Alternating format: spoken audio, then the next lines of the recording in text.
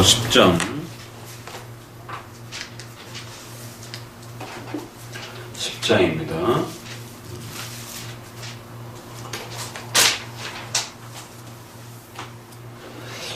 배울 때 잘 집중해서 기억해 두셨다가 또 개인적으로 묵상하시고 그럴 때 큰 방향을 또 잘 살피면서 또 그렇게 또 읽어가시기를 바랍니다.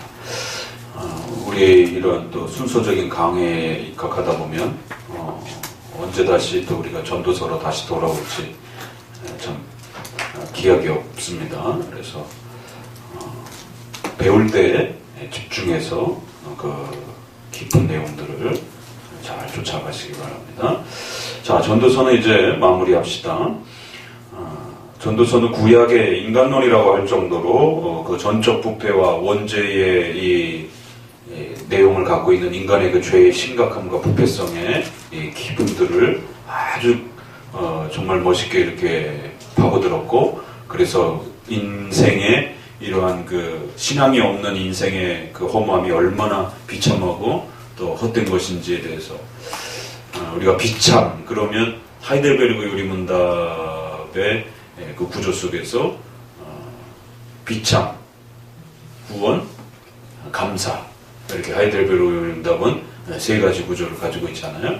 그랬을 때 그 비참에 대한 아주 깊은 그러한 인간의 고통과 아픔들의 문제점들을 전도서만큼 이렇게 아주 잘, 그래서 전도서를 보면서 또 교리문답에 있어서의 죄론과 인간의 죄의 그 성질, 내용, 부패 이런 부분들을 보게 되고, 또 우리가 교리문답의 그 인간론의 이러한 그 정의와 틀을 가지고 또 다시 성경으로 들어가서 성경에서 다양하게 펼쳐지는 인간의 죄론에 대한 또 이런 부분들을 보게 됩니다.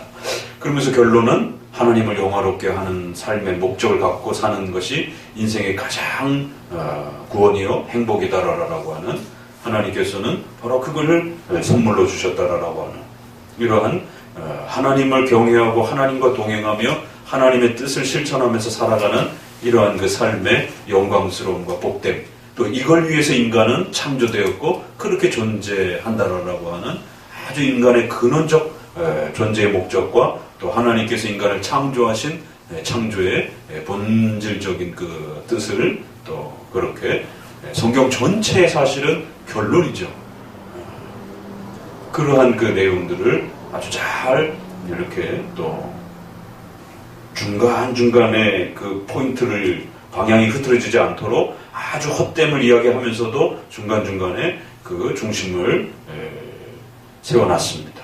이런 면들을 보게 되면 하나님이 인간을 창조한 목적은 단순한 인간의 구원에 머무르지 않고 결국 그의 죄사함을 넘어서서 그렇게 회복된 그의 백성들을 통하여 전 우주의 통치의 그 역사의 한도 부분 안에서 인간이 살아가야 할 그 삶의 모든 자리 속에서 하나님의 창조의 뜻을 펼쳐내면서 하나님께서 십계명을 통하여 드러내셨던 그 하나님의 창조의 뜻과 이 목적들을 잘 실천해가면서 그렇게 펼쳐나가면서 한평생을 살아가는 것, 그래야 하나님을 영화롭게 하는, 바로 또 그것은 구원론에 있어서 특별히 성화론의 이 중요한 면들을 잘 짚어내면서 구원과 성화의, 소위 말해서 칭의와 성화의 이 아주 절묘한 이러한 방식으로서 결국 인간의 섭리적 삶, 단지 구원에 머물고 치우치는 것이 아니라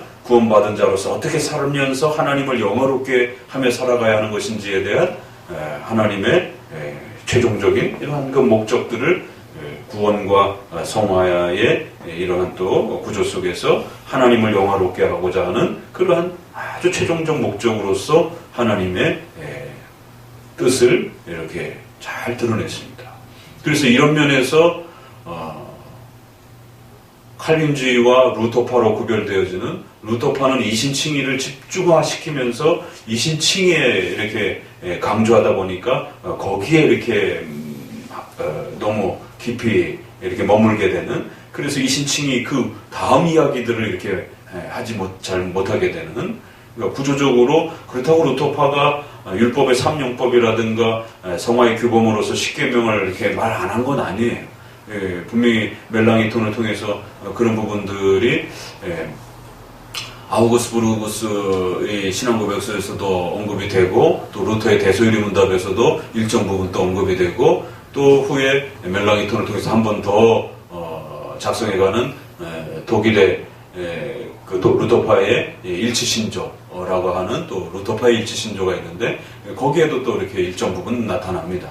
그런데 문제는 신학이라고 하는 것은 항상 있어도 내가 어디를 중심으로 해서 사고하고 또 바라보고 또 방향을 잡느냐에 따라 말은 한다 할지라도 강조점이 이렇게 기울어 버리게 되면 항상 성경 전체가 그쪽으로 이렇게 다 집중화되어지게 되는, 그렇기 때문에 칼빈주의와 개혁주의는 7개의 교리가 어느 한쪽으로 이렇게 기울거나 치우치지 않도록 체계, 시스템이라고 하는 성경의 교리 전체가 어느 한쪽도 등한시되거나 또 어느 한쪽이 너무 지나치게 이렇게 강조되거나 이러지 않도록 전체 7개의 성경의 각각의 교리들이 균형 있게 골고루 전체가 조화를 이루면서 종합적으로 이렇게 하나의 시스템을 가지고, 시스템이라고 하는 것은 뭐라 그래요? 나달과 씨알이라 그러나 이렇게 그 옷감에 뭐라 그러지 그걸?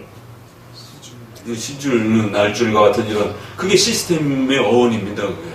그래서 이렇게 잘 짜여져, 잘 짜 맞추는 이게 이제 시스템의 어원인데, 그래서 조직신학을 시스템이라고 하는 이제 여기서 갖고 배우게 된 것은 바로 7개의 교리가 따로 놀거나 어느 한쪽만 부각이 된다든가 치기로만 전체를 이렇게 지배한다든가 이러면 안 되고, 전체 교리들이 잘 짜임새에 맞춰서 서로 종합적으로 그렇게 사고되어야 성경이 가르치고자 하는 하나님의 그 계시의 뜻이 충분히 잘 드러난다는 것이.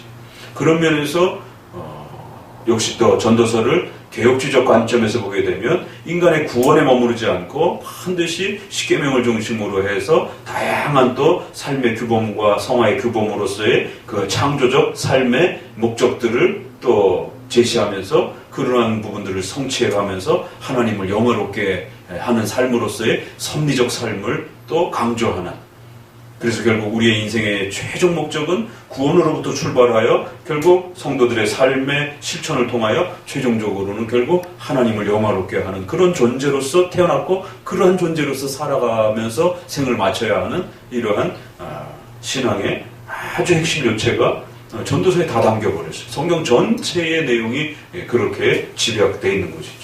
그래서 전도서를 읽으면 성경 전체를 다 이해했다고 할 수 있을 정도로, 그래서 우리 개혁주의 관점에서 보아야만이 왜 이 섭리적 신앙이, 주권적 신앙이 이렇게 강력하게 강조되어 있는지, 그리고는 그 주권적 신앙의 최종적 목적으로서 하나님을 영화롭게 하고 인간의 본분이 무엇인지, 인간의 구원이 무엇인지 이렇게 묻지 않고 인간의 본질적인 그 목적이 무엇인지, 어떤 목적으로서 인간이 존재하는지에 대한 이제 이렇게 물으면서 구원과 삶 전체를 포괄해서 이렇게 끌고 가면서 하나님을 영화롭게 하는 것으로서 이렇게 끌어내는 것을 보게 됩니다.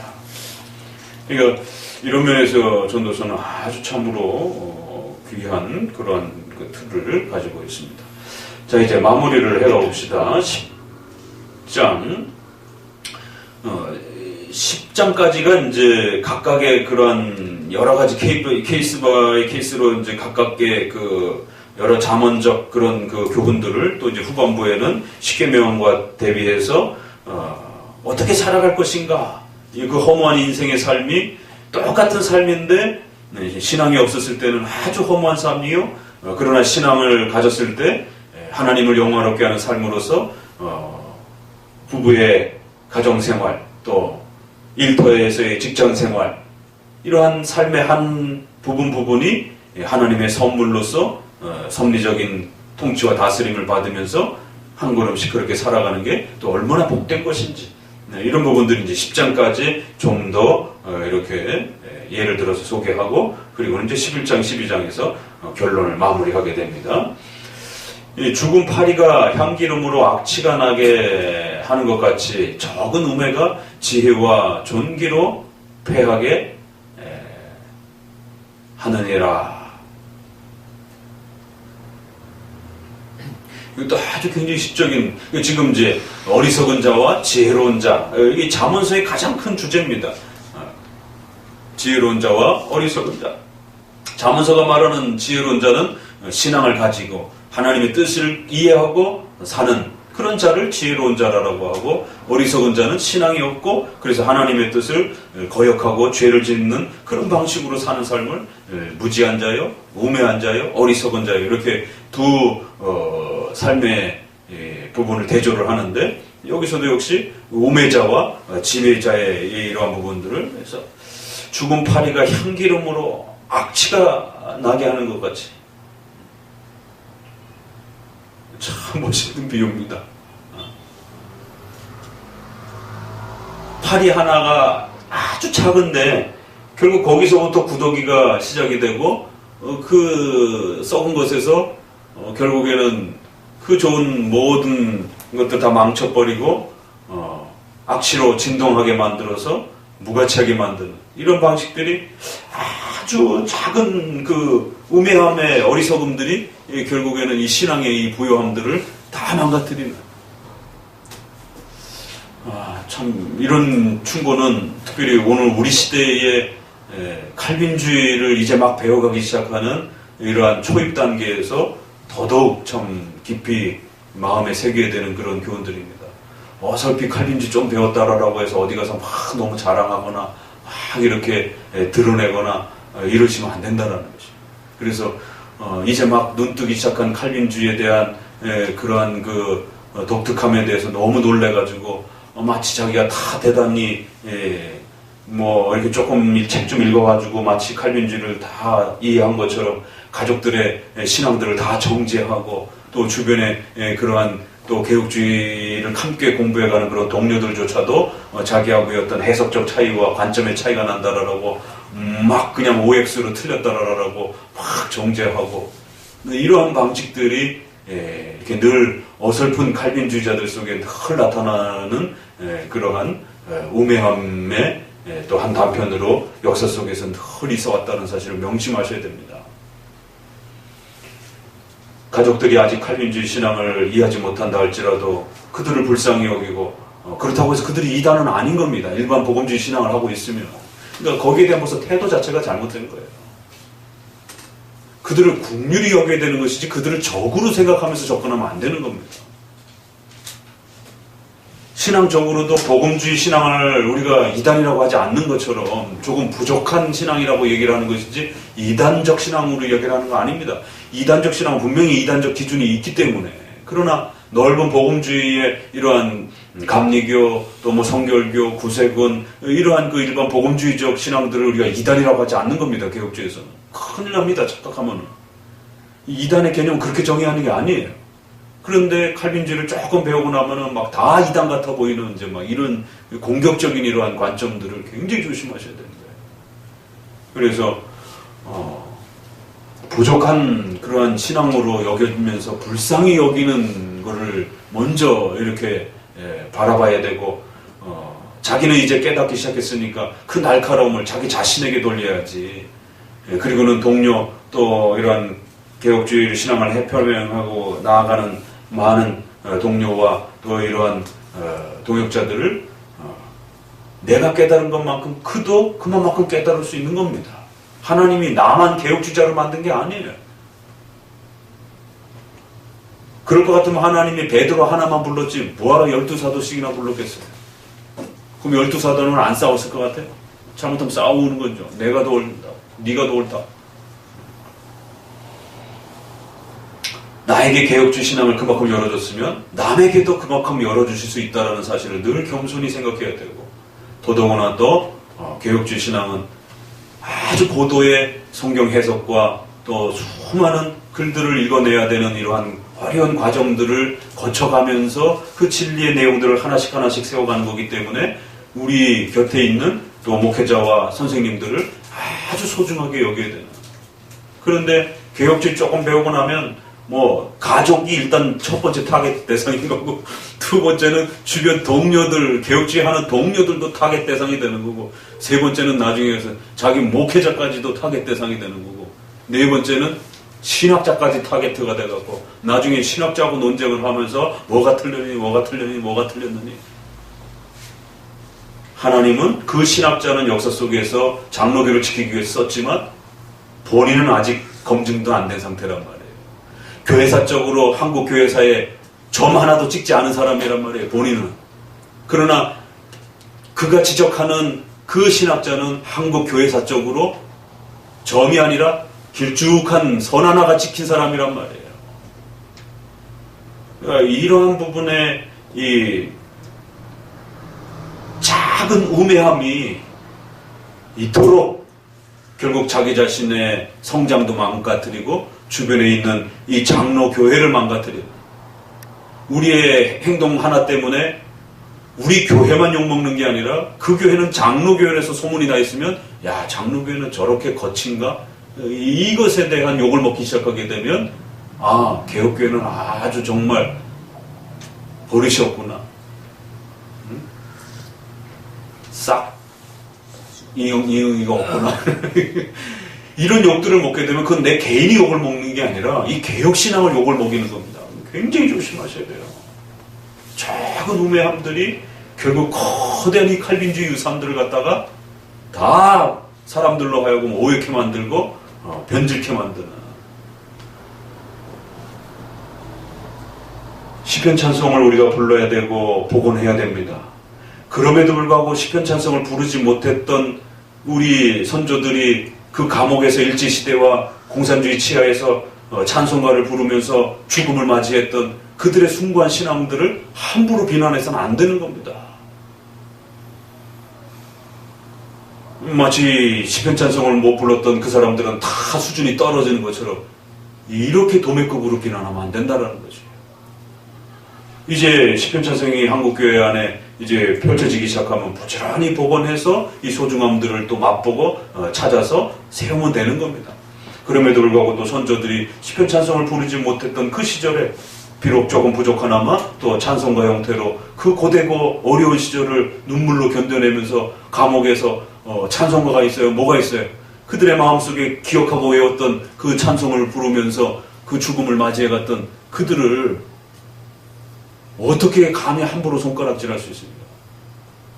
그 영화 안중근과 한창원지 그 마지막 그 찬송가 그 감옥에서 이제 사용하고 이렇게 잔잔히 마지막 흐르는 그 이렇게 찬송가가 있어요.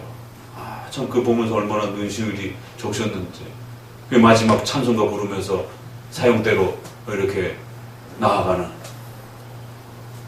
그러면서 그 찬송가를 계속 마지막 엔딩 이렇게 저거를 이렇게 깔아줬더라고요. 안창원지 안중근인지 지금 기억은 안 나는데 한번 좀 찾아서 보세요. 결코 쉽게 우리가 손가락질을 할 수 있는 그러한 선조들이 아닙니다. 문제 제기를 할지라도 존중하면서 문제 제기를 하는 것과 싸그리 그냥 막 지저밟는 것하고 이거는 천냥지차의 차이가 있는 겁니다. 이런 그 대조들을 계속 해나가죠. 지혜자의 마음은 오른편에 있고 우매자의 마음은 왼편에 있느니라. 우매자는 길을 행할 때도 지혜가 결핍하여 각 사람에게 자기의 우매한 것을 말하느니라. 자기는 똑똑하다고 자기는 책을 많이 읽었다라고 하면서도 결국에는 본인은 결국 자신의 지혜가 결핍하여 각 사람에게 끊임없이 어리석음을 펼쳐내는 이러한 일들이 벌어진다는 것이. 주권자가 내게 분을 일으키거든 너는 내 자리를 떠나지 말라. 이건 또 이제 몇 계명과 해당이 돼요? 이건 이제 5계명에 해당이 되겠죠. 왕과 시민의 질서를 이야기하니까. 공손함이 큰 허물을 가볍게 해줄 것이다. 왕이 막 화를 내고 그럴 때 함부로 이렇게 행동을 하지 말라는 거죠. 왕과 위정자와 그러한 권위자가 각각의 자신의 처소와 역할에서 감당을 할 때 왜 이런 표현을 썼을까요? 그러니까 잘할 때는 순종하기가 쉽지만 그 위정자들이 또 윗사람들이 막대할 때는 참 견디기가 쉬운 게 아니거든요. 그러니까 소위 말해서 열받아서 화가 나서 훅 그냥 자리를 뜨고 그 권위자에 대한 어떤 불편함을 그런 식으로 확 나타낼 수 있잖아요. 우리가 문 콱 닫고 그냥 나와버려요. 뭐 집안의 부모님에게도 그럴 수 있고 직장 상사에게도 그럴 수 있고 교회 안에서 목사님과 장로님에게도 그럴 수도 있고 위정자에게도 그럴 수 있고 그럴 때 마치 베드로 서 있는 것처럼 그 윗사람이 까다롭고 불신앙자라 할지라도 하나님이 세우신 그 질서 아래서 잘 순종하고 하나님을 생각함으로 참으라는 것이 섭리를 생각함으로써 견디라는 것이 그렇기 때문에 우리의 국가 간에 있어서 저항론에 있어서 윗사람의 신앙의 여부는 상관이 없어요. 신자일 때만 순종하는 게 아닙니다. 불신자라 할지라도 윗사람으로서의 권위를 갖고 있으면 아랫사람은 순종해야 되는 거죠. 그것이 기독교의 근본 교리를 어긋나지 않는 그런 범위 내에서 기독교 교리의 근본을 위협할 때는 우리가 또 저항할 수 있는 자유가 분명히 있지만 보편적 질서 아래서는 까다롭고 또 불신앙을 가졌다 할지라도 그것이 결코 순종의 복종의 의무를 파기하지 않는다는 것이 이거 굉장히 중요한 원리입니다. 위정자들이 불신자였을 때는 마치 저항을 해도 되는 것처럼 이런 자유주의적 진보적 그런 국가관들이 지금 난무하기 때문에 그래서 자기 마음에 안 들면 막 다 끌어내고 막 이런 식의 사회계약설이라고 하는 로크라든가 홉스라든가 이런 부분들의 저항론을 지나치게 확대를 해서 결국에는 시민적 권리만 강조하는 그 저항 시민적 권리란 자기 목소리를 낼 수 있는 저항의 자유를 말하는 것입니다. 칼빈이 그 저항의 자유를 회복해 줬는데 그거는 질서를 파괴하라라고 하는 그런 방식으로 회복해 준 게 아닙니다. 그건 하나님이 세워주신 5계명의 질서를 잘 존중하면서 그 질서 속에서 교회가 위협받을 때, 우리의 신앙이 위협받을 때 신앙을 지키기 위해서의 그런 양심적 목소리와 저항을 회복해 준 것이지 5계명의 정당한 질서를 파괴하도록 시민적 자유만 강조하는 이러한 시민적 목소리만 반영하는 그러한 저항과 자유가 아니라는 것입니다. 그런데 이제 로크나 홉스라든가 이렇게 근대에 결국 국가의 이러한 국가론에 있어서의 가장 중요한 개념을 형성해가는 이 일반 철학에서 결국 이 칼빈의 저항론을 지나치게 잘못 남용해서 시민적 자유와 시민의 권리가 모든 권위의 출발점이다라고 하는. 그래서 위정자는 국민의 권위를 위탁받은 것이다라고 하는. 그래서 모든 최종적 권위는 국민에게 있다라고 하는. 이게 현대 민주주의 국가의 대부분의 개념입니다. 그러나 또 반대로 로마서 13장 1절을 왕권 신수설로 루이 14세처럼 진위 국가다 이러면서 절대 국가론을 펼치면서 시민적 자유를 짓밟는 이런 또 극단도 성경의 그 권위 개념을 남용한 것이죠. 우리는 섭리적 국가가 아닌 겁니다. 두 왕국론을 중심으로 해서 그 각각의 왕국의 질서 속에서 하나님의 섭리와 뜻을 존중하면서 시민으로서 순종하고 또 그럼에도 불구하고 또 하나님의 교회와 신앙이 위협받을 때는 또 하나님의 뜻을 따라서 얼마든지 또 신앙을 지키고 교회를 지키기 위하여 저항할 수 있다라고 이 두 개가 종합적으로 조화를 이루는 이걸 섭리적 국가관이라고 얘기하는 것이. 이런 부분들이 오늘날 시민적 권리가 최고의 권위이고 최종적 권위고 첫 권위인 것처럼 이렇게 생각하는 근대 민주주의의 이러한 또 부분에 있어서는 우리 기독교적 민주주의 개념하고는 상당히 또 차이가 있는 부분이 있습니다. 10계명의 5계명하고는 또 그런 면에서 비슷한 면도 있지만 차이가 있는 부분도 분명히 있다는 거죠. 그래서 국가 위정자가 불신앙일지라도 또 까다로운 자라 할지라도 함부로 저항하거나 불복종할 수 없다라고 하는 것. 저항의 그 조건은 교회를 위협하고 기독교 신앙의 근본을 위협하는 바로 그러한 때만이 저항할 수 있는 그러한 정당성을 갖게 된다는 것이죠. 그러니까 이 4절 하나 갖고도 많은 이야기들을 할 수 있는 겁니다. 이렇게 참 멋있게 시적으로 표현한 거예요. 왕이 막 화낼 때 자리 함부로 뜨지 말라는 거죠. 참 가슴에 확 와닿잖아요. 이걸 뭐 논문처럼 이렇게 막 얘기하는 게 아니라 윗사람이 화낼 때 함부로 자리 뜨지 마세요. 그게 우리 칼빈주의의 국가관인 겁니다. 윗사람이 칭찬해 줄 때는 가지 말라고 해도 가만히 거기 있죠. 당연히 인간의 본성상. 그러나 윗사람이 막 화내고 어떤 입장을 달리할 때 함부로 그 자리를 뜨지 말라는 거예요. 자, 쭉 보니까 그러기 때문에 이제 그 아래에 이 질서가 많이 뒤집어지게 되면 그게 하나님의 진노라는 거예요. 내가 해 아래에서 한 가지 폐단을 보았는데 주권자에게 나는 허물린 듯한 것을 보았나니 우매자가 크게 높은 지위를 얻고 부자가 낮은 지혜를 얻는도다. 종들이 말을 타고 방백들은 종처럼 땅에 걸어다니고. 참 이거 무서운 말입니다.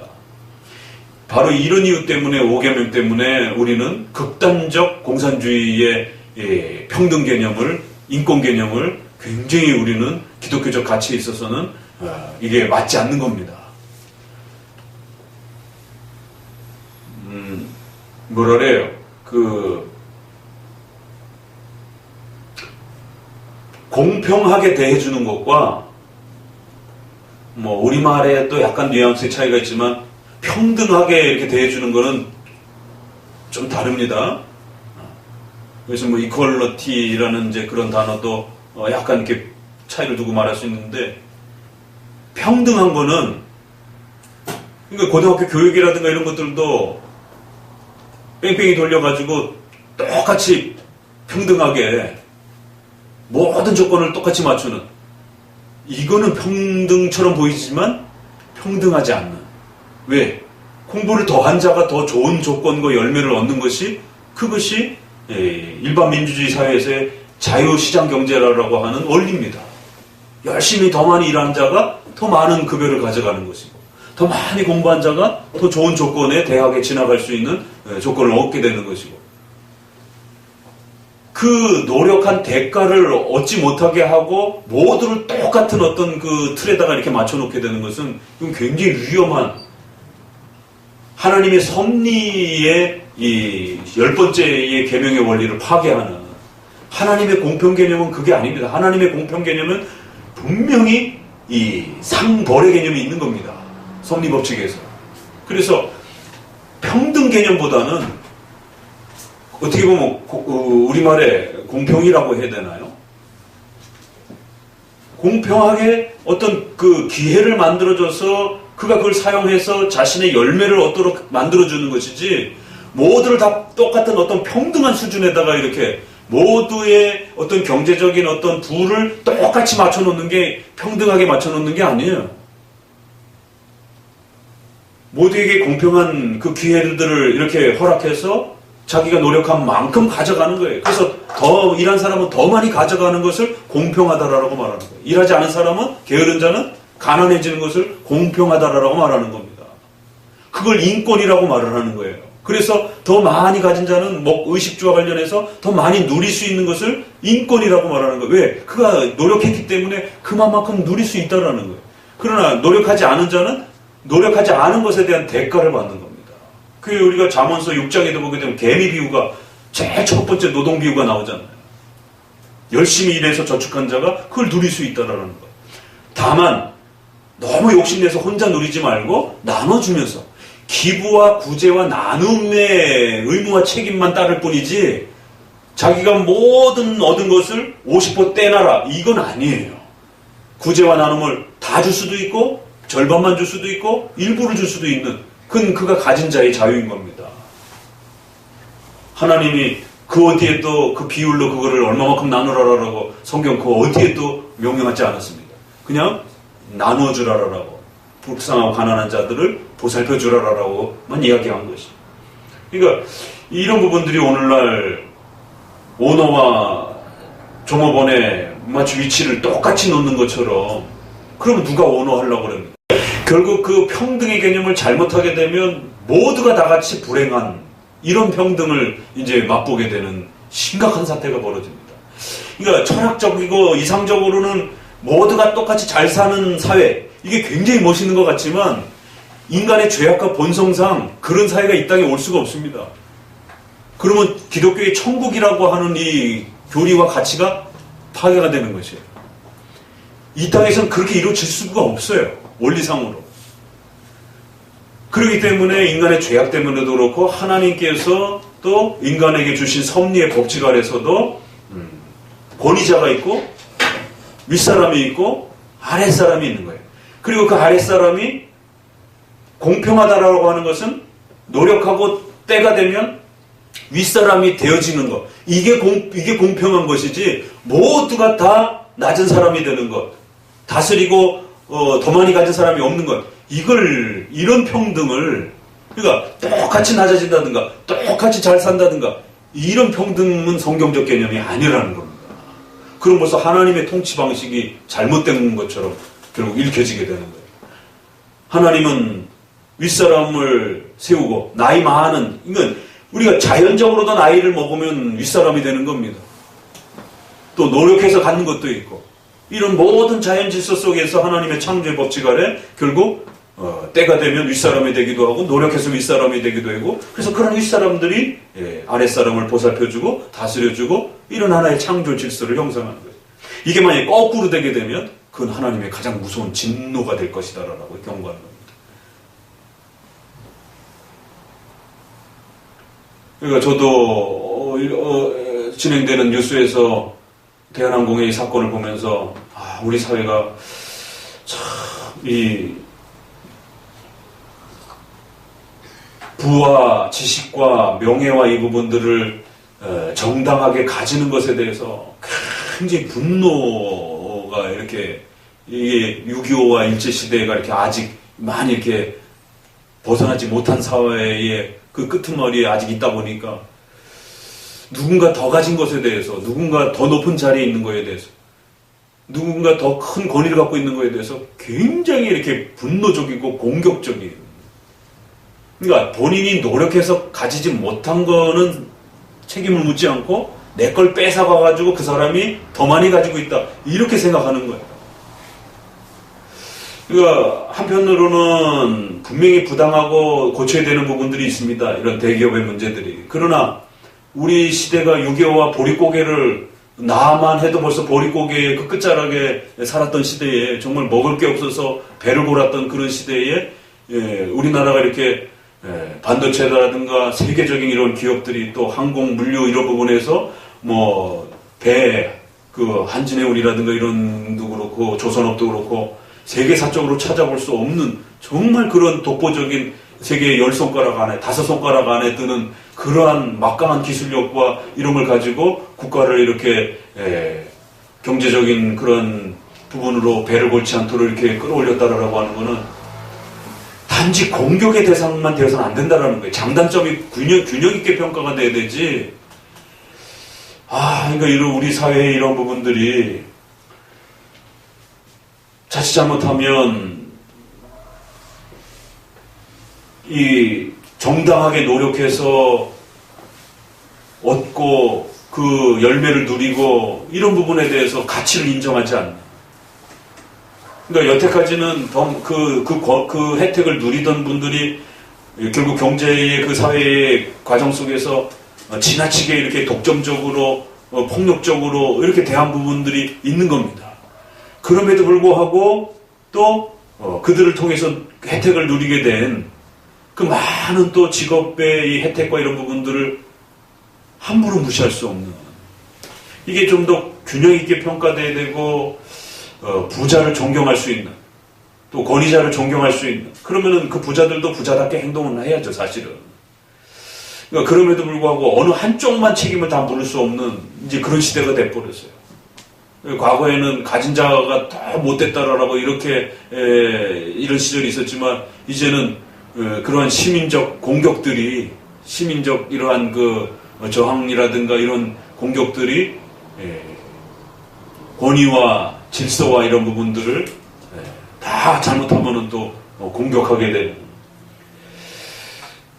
성경의 이러한 가르침들은 지나친 이 평등사회를 요구하는 이런 진보적 국가 간 사회 간에서는 이 전도서라든가 잠언서의 이런 부분들이 어떻게 설교가 되겠습니까?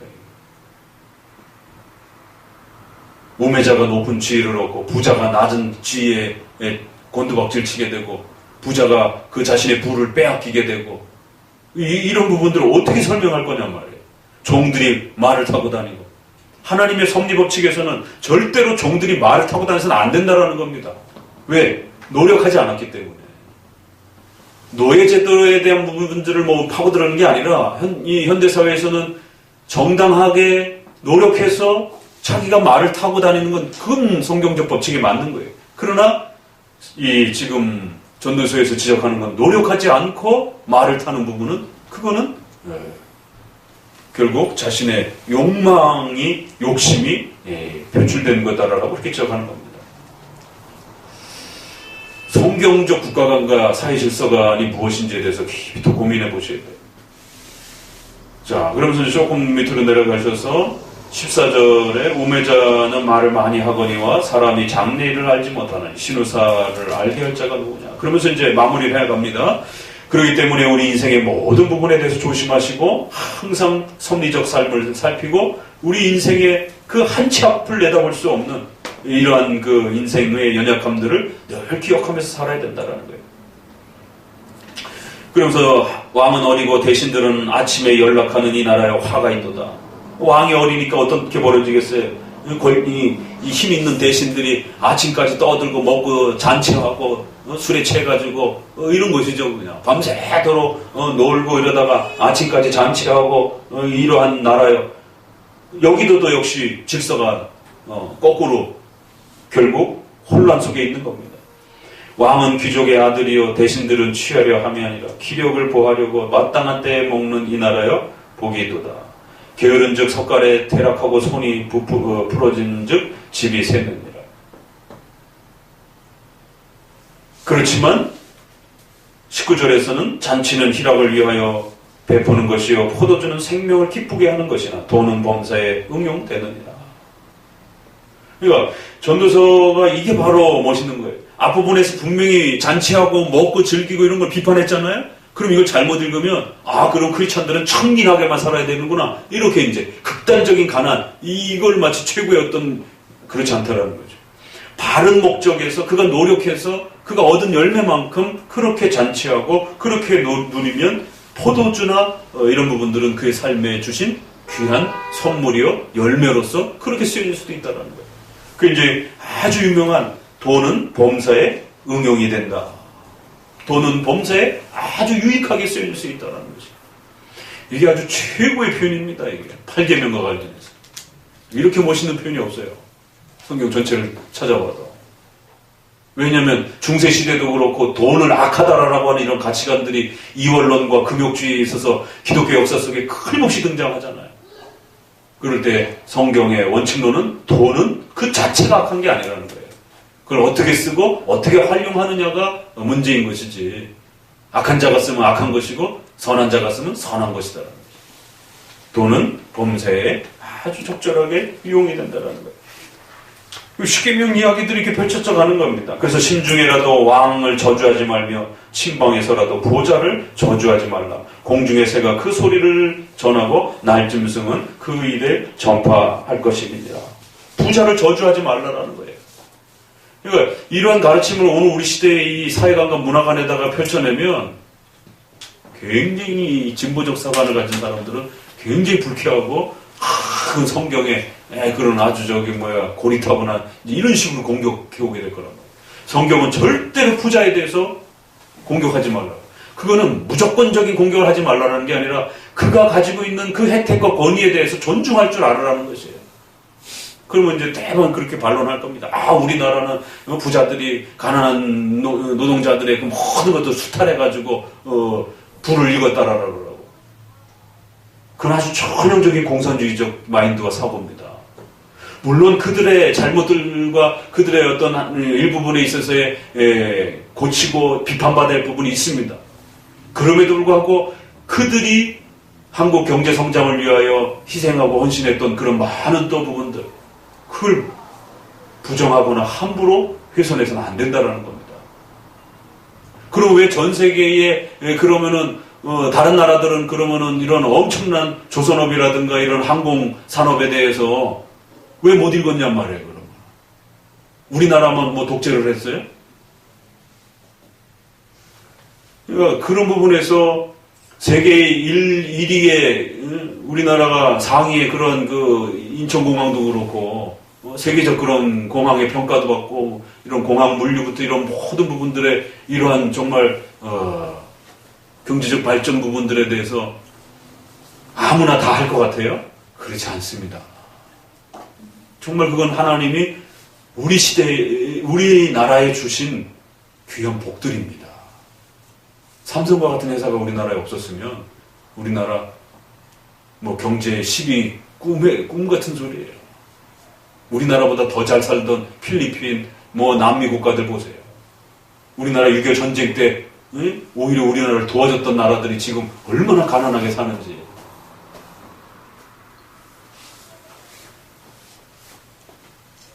성경이 부자를 저주하지 말라, 왕을 함부로 욕하지 말라, 이런 말씀들을 잘 새겨야 됩니다. 5계명과 관련된 이러한 소중한 가치들을 오늘날의 이 공산주의적 사고관과 진보주의적 이 사고관들이 너무 극단적으로 이렇게 장단점을 구별하지 못하고 그냥 다 적으로 이렇게 또 적폐로 이렇게 다 가진 자와 권위자들을 갖다가 다 이렇게 아주 공격적인 그런 마인드를 이렇게 몰아세우는, 그러면은 아주 평등한 사회가 이렇게 올 것 같아요? 그러면 다시 보릿고개로 돌아가면 어떡할까요? 만약에 시리아라든가 리비아라든가 이라크라든가 베네수엘라처럼 되면 어떡할 거예요? 나라라고 하는 게 뭐 마냥 잘 사는 것도 아니잖아요.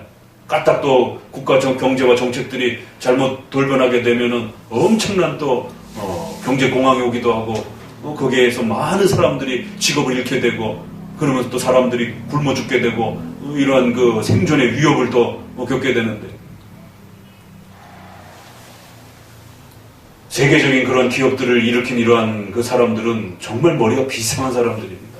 이번에 돌아가신 조영호 그분의 일대기도 이렇게 보면 그 어려운 시절에 미군 밑에서 이렇게 물자 이렇게 하고 뭐 이러면서 뭐 보니까 이렇게 고치고 뭐 이러면서 납품하고 이러다가 이렇게 단계를 거쳐가면서 결국에는 세상에 우리나라에 비행기가 웬 말입니까? 6.25 시대 때는 탱크도 없고 비행기도 없고 미군 남겨놓은 그냥 달달달달 거리는 거 그런 거 납품 받아가지고 겨우 운영하고 그런 전투기도 없어가지고 그런 나라였는데, 잠언서가 십계명과 관련해서 가르치는 이런 소중한 이런 삶의 질서들을 어떻게 세워가야 될 것인가, 이런 고민들을 하면서 조금 더 마무리를 합니다. 너는 내 식물을 물 위에 던지라, 여러 날 후에 도로 찾으리라.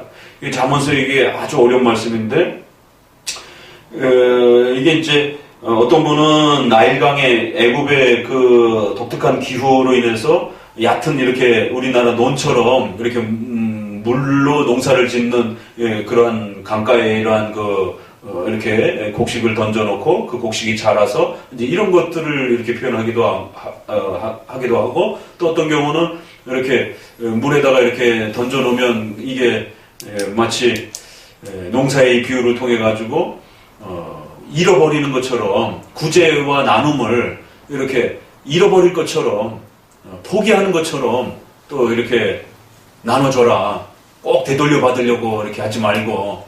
그래서 굉장히 좀 어려운 그 부분인데, 전체적으로는 다 구제와 관련된 그런 내용으로서는 방향은 다 비슷해요. 그래서 내 식물을 물 위에 던져라, 여러 날 후에 도로 찾을 것이다. 이런 것은 결국 7에게나 8에게나 나눠줄지니라, 무슨 재앙이 임하는지 알 수 없다라는 것이에요. 그래서 될 수 있으면 많은 사람들에게 나눠주고, 그래서 너도 어려움에 처했을 때 또 그들에게 도움을 받을 수 있는 이러한 삶의 지혜의 또 이 모습들을 이렇게 또 설명하면서 부지런히 이렇게 나눠주는 그런 삶. 그래서 이렇게 여러 곳에서다가 이렇게 마치 곡식을 짓듯이 이렇게 던져 놓으라는 것이, 그러면은 정말 필요할 때에 그러한 또 적절한 사람들의 도움을 받을 거라는 겁니다.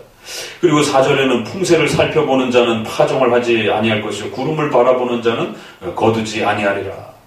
이것도 조금 어려운데 그럼에도 불구하고 또 너무 이게 다 그 또 나눔에 대한 그러니까 얼마나 기가 막힌가 보세요. 앞부분에서는 부자를 저주하지 말라 이렇게 하면서도 또 11정에 들어가게 되면 그 부자에 대한 권고입니다. 너가 또 양식을 많이 갖게 되었을 때 또 어려운 사람들을 향해서 늘 또 베품의 삶을 인색하게 살지 말고 베품의 삶을 또 살아라는 것이. 그렇다고 해서 그 사람을 억지로 다 내놔라라고 하는 건 아닙니다. 그의 자유를 충분히 주는 겁니다. 나눔과 구제에 대한 얼마만큼의 내용을 할지에 대해서.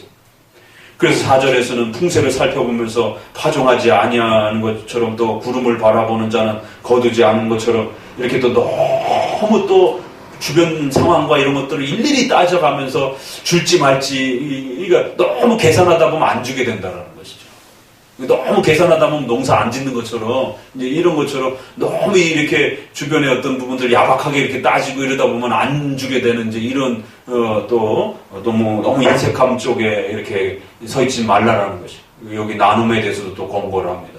또 한쪽에서는 부자에 대해서 함부로 욕하지 말라라고 또 이렇게 가난한 사람들한테 또 이렇게 충고하면서 또 한쪽에는 넉넉한 사람에게 있어서 좀 더 잘 많이 나눠주라라고 이렇게 얘기를 합니다. 5절 6절 같이 읽어봅니다.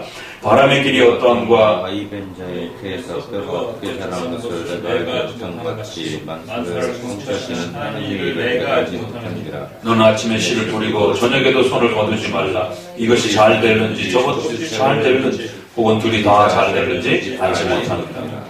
그러니까 이제 결국 마지막도 섭리적 이런 십계명 전체를 고민하면서 섭리적 삶을 늘 기억하면서 살아라는 것이에요. 우리 인생의 한 치 앞을 우리는 결코 알 수 없다는 겁니다. 내가 알지 못함이라 만사를 성취하시는 하나님의 일을 우리는 알 수 없다는 겁니다. 하나님의 뜻 속에서 하나님이 원하시고 하나님이 주시는 만큼 우리는 그렇게 살아가는 것이에요. 이걸 놓쳐버리게 되면 항상 인간은 거만해지게 되고 교만해지게 되고 또 이런 개혁신앙을 해가는 방식에 있어서도 마치 내가 모든 걸 다 가지고 있는 것처럼 그런 거만함과 교만함들이 또 나 자신을 망치기도 하고 하나님이 주신 소중한 그런 선생님과 교회들을 우습게 여기고 또 이렇게 멀리하게 되는 이러한 아주 비참한 일들이 벌어지기도 하고 하나님의 이 뜻 안에서 우리에게 허락해 주신 그러한 좋은 이 질서들 안에서 아침에 씨를 뿌리고 저녁에도 손을 거두지 말라는 거예요. 이 일 저 일을 골고루 이렇게 잘 살펴가라는 겁니다. 너무 지나치게 이렇게 한쪽에만 이렇게 해서 다른 걸 잃어버리고 이런 어리석은 행동들을 하면 안 된다는 거예요. 왜냐하면 그것도 하나님이 주신 거기 때문에 전체를 살피면서 우리 시대에 신앙적으로 말하면 그런 거죠. 이렇게 이런 선생님도 있고 이런 선생님도 있고 그러면 그런 선생님들 적어도 우리 안에 개혁주 안에 선생님들을 좋은 선생님들을 우리 시대에 하나님이 주신 것이 중세시대처럼 1000년 동안 한 사람도 안 주실 수도 있는 겁니다. 그런데 장로교 안에 이렇게 한국 장로교 안에 140년 동안에 이렇게 훌륭한 장로교 선생님들이 세계사적인 그런 선생님들이 이 계시다라고 하는 그 자체만으로도 엄청난 귀함들이고 보물들이죠. 뭐 조금 나하고 신학적인 색깔이 안 맞는다고 해서 바로 막 쳐내고 막 비판하고 이러면 큰일 난다는 겁니다. 두루두루 이렇게 함부로 손을 이렇게 떼거나 이러지 말고 하나님이 주신 그 형편들을 이것도 살펴봐야 되고 저것도 살펴봐야 되고 이러한 여러 삶들을 잘 헤아려 살펴야 된다는 거예요. 우리 주변에 개혁교회들이 또 있으면 이 교회도 좀 돌아보고 저 교회도 좀 돌아보고 너무 원수 만들지 말고 왜? 어찌됐든 같은 방향 개혁신앙이라고 하는 방향을 가고 있다라면 이렇게 또 화해의 손길을 먼저 내밀어주고 또 이렇게 웃어주고 논쟁할 땐 조금 논쟁하더라도 뒤돌아서서는 또 좋아요도 좀 꾹 눌러주고 이렇게 SNS상에 그것도 또 다른 커뮤니티니까 참 그 수준까지 올라가기가 참 쉽지 않아요. 저도 얼마 전에 이렇게 좀 논쟁했던 또 목사님에게 또 좋아요 팍팍 눌러주고 이렇게 또 책 출간했다고 그래서 참 귀한 책 출간하셨다라고 이렇게 또 몇 마디 적고 그래야 큰 방향 안에 같은 방향을 가고 있는 도로도로 다 서로 또 도움을 받고 또 도움을 줄 수 있는 그러한 삶을 살아가게 된다는 거예요.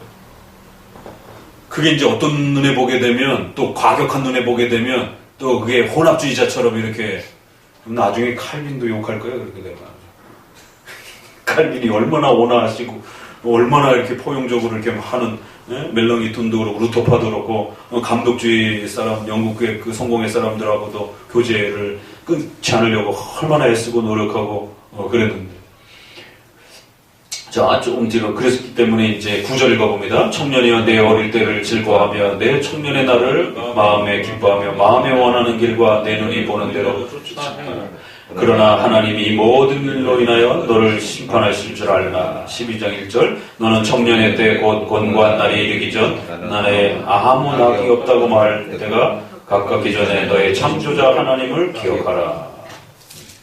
그래서 우리의 모든 인생에 대해서 책임져야 된다는 거예요.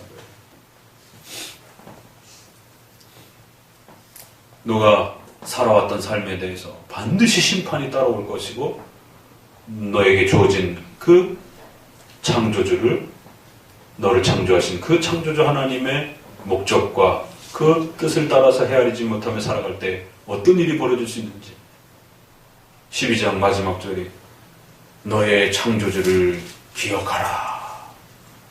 얼마나 멋있는 말입니까? 인생들아 너의 창조자를 기억하라.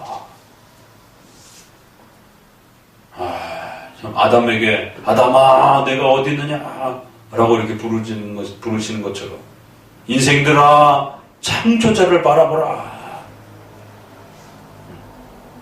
그러면서 2절에는 해와 빛과 달과 별들이 어둡기 전에 이제 이게 집이 노새에 가는 이제 이거를 이렇게 비유를 했는데 이것도 시니까 이제 이렇게 비유를 한 거예요. 요게 인간이 태어나서 이렇게 노년에 이르면서 결국 인생이 결국 이제 죽음에 이르게 되는 그런 과정들을 이렇게 그 창조주를 기억하라 하고서는 인생이 얼마나 짧은지에 대해서 이야기하는 겁니다. 집이 노새에 가는 그런 비유를 들어가고 그런 날에는 집을 지키는 자들이 떨 것이며 그러니까 어둡기 전에 비, 구름이 이렇게 몰아닥치면 결국 밝은 날이 어두워지는 거예요. 인생의 후반기가 되는 겁니다. 그렇게 되면 어떤다고요? 집을 지키는 자들이 떤다. 손이 덜덜덜덜덜 이제 떨는 이제 노쇠한 때가 올 거라는 거예요. 그렇게 연결되는 겁니다. 힘 있는 자들이 구부러질 것이요. 뭐예요? 이렇게 허리가 이렇게 구부러지는 거. 또 맷돌질하는 자들이 적음으로 그칠 것이다. 맷돌은 어디에 해당이 되겠어요? 우리 몸에. 달그락 소리 나는데 어디야? 이게 좋은 이빨들이 다 상해갖고 달그락 거리는 소리도 이제 안 나는 거예요. 예, 재밌는 거죠. 그 다음에 창들로 내어다보는 자가 어두워질 것이다. 창이 어두워져요. 빛이 어두워져요. 뭐예요? 눈이 침침해지고 이제 어두워질 것이며 길거리 문들이 닫혀질 것이며 소리가 안 들려 그래서요. 귀도 어두워질 것이며 맷돌 소리 적어질 것이며 새 소리로 인하여 일어날 것이며 잠을 자야 되는데 자꾸 잠이 깨가지고 저도 요즘 자꾸 잠이 중간에 깨가지고 그 청년 때는 잠이 많다 그러잖아요 애들은. 근데 노쇠할수록 자꾸 잠이 깨요. 저도 자꾸 잠이 깨가지고 아주 그냥 다시 잠들려면 아주 힘들어요. 불면증. 이게 나이가 들면 나타나는 거예요. 음악하는 여자들은 다 쇠하여질 것이요. 소리는 어디서 나와요? 노래소리가. 목에서. 목소리도 다 이제는 늙을 거, 성대도 다 이렇게 쇠하여질 거라는 거예요. 그런 자들은 높은 것을 두려워할 것이며 이게 나이 드니까 이 놀이기구 못하겠더라고요. 이게 진짜 무섭더라고요. 정말 이게. 막내 데리고 이렇게 어린이날 이렇게 갔다가 아주 정말 사모님하고 저하고 아주 벌벌벌 떨어서 옛날 생각하고 탔다가 눈물이 막 나더라고 진짜. 그래서 우리가 이렇게 됐나 진짜. 옛날에는 하나도 겁내지 않고 탔던 게 이렇게 나이가 이게 드는구나 이게.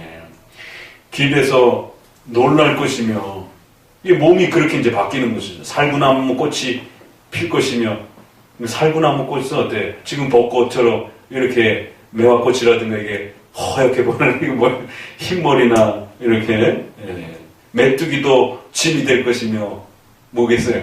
이제는 젓가락 들 힘도 없어요. 메뚜기도 짐 부담스러워. 얼마나 이게 전도서가 이렇게 멋있는 거예요.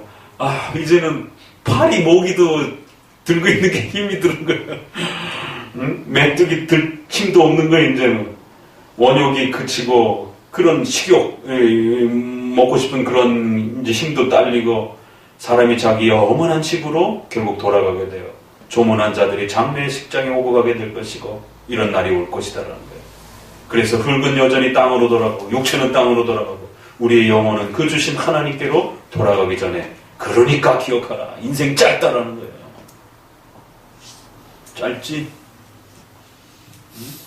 중학교 때 만난 것 같은데 벌써 40을 바라보시는 나이가 됐으니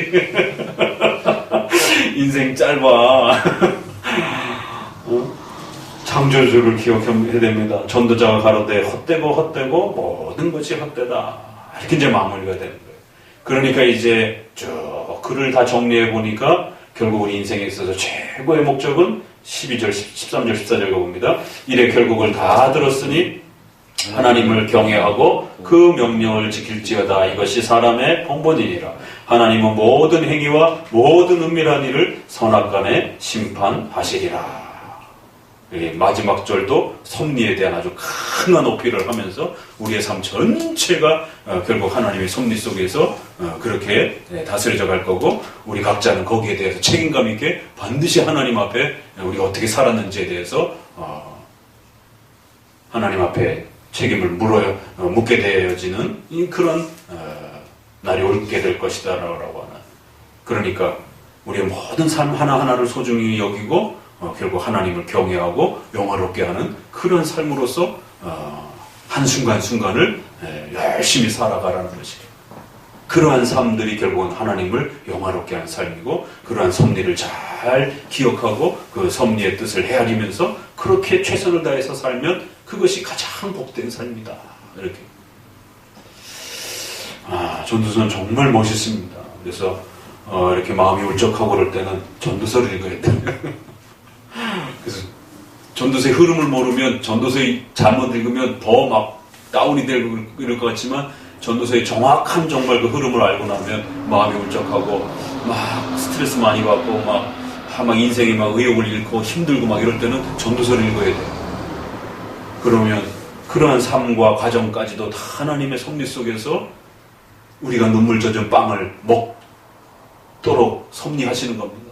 그래서 그 눈물 젖은 빵을 먹으면서 인생의 고됨과 비참함을 돌아보게 하고 그래서 하나님의 뜻을 더 우리가 바라볼 수 있도록 이끌어 가시는 하나님의 거대한 그 섭리적인 그 창조의 이 시간표들을 이해하게 되고 그래 이 세상 사람들은 뭐라래 이것도 뭐 지나가리라 뭐 이러면서 사실은 뭐 그런 비슷한 표현 있잖아요. 이 또한 지나가리라 뭐 이러면서 뭐 영화에서 나왔나 뭐 이런 그런 거를 하나의 위안삼으로 이렇게 표현하지만 그건 상당히 회피주의적인 그런 어떤 인생관이지 우리 섭리적 인생관은 아니에요. 이 또한 지나가니가 아니라 우리는 이 또한 하나님의 뜻 속에서 우리에게 주신 선물이다. 돌파하자라고 해야지 이 또한 지나가리라. 빨리 그냥 지나갔으면 하는 그런 뭐 한편들은 뭐 그것도 나름대로 뭐 견뎌보자라고 하는 그런 적이 되지만 그보다 더 좋은 가치관은 이처럼 그 모든 것 또한 하나님의 섭리 속에서 하나님이 주신 선물이다라고 하나. 눈물도 선물이라고 하나. 웃음만 선물이 아니에요. 눈물도 선물인 거예요. 아물며 인생에서도 고단함과 어려운 그 스포츠 선수들이 금메달을 따기 위해서 얼마나 많은 땀을 흘려야 되고 눈물을 흘려야 됩니까? 그래도 그것이 자신의 부귀와 영광을 누리게 되는 엄청난 이 밑거름이 되는 것처럼 인생도 하물며 일반 인생도 하물며 그런데 우리의 신앙의 이러한 삶의 구조 속에서 우리의 죄를 끌어내시면서 우리 성도들을 더욱 거룩함으로 하나님이 이끌어가시는 과정 속에서 우리에게 왜 눈물이 안 필요하겠어요? 눈물의 시간들을 통해서 강력하게 우리 죄를 끊어내시면서 하나님의 백성으로서 더 훌륭한 신자로 그렇게 세워가시는 거대한 하나님의 그 손길들을 이 섭리 속에서 전도서의 이러한 강력한 주권적 섭리관 속에서 깨달을 때만이 그런 정말 인생에 있어서 눈물이 쏙 빠지도록 아픈 그 시간들을 견뎌낼 수 있는 거예요. 그래서 칼빈주의만이 유럽을 구원했다. 미래는 칼빈주의 하나님께 달렸다라고 하는 나카야마 그 사각기 일본 목사님 번역 기독교 강요 번역의 서문에 있는 것처럼 오늘 우리 시대에도 칼빈주의만이 이 고된 인생에 정말 슬픈 인생들에게 위로가 될 수 있는 겁니다. 알미니안주의 신앙은 오히려 그 연약하고 불쌍한 사람들을 더 곤두박질 치게 만드는 겁니다. 너가 한 만큼 하나님이 주신다. 이런 조건 신앙이면, 그러나 우리는 주권 섭리 신앙이기 때문에 중환자실에 누워있는 자에게도 희망을 줄 수 있는 거예요. 고침받을 수 있는 희망이 아니라 그의 인생에 대한 의미를 깨닫게 해주는 희망을 갖게 해준다는 거죠. 칼빈주의의 이러한 세계관이 아니면 인생 굉장히 비참합니다. 그러니까 가진 자에 대해서, 권위자에 대해서, 높은 자에 대해서 아주 복수심이 불타오르는 거예요.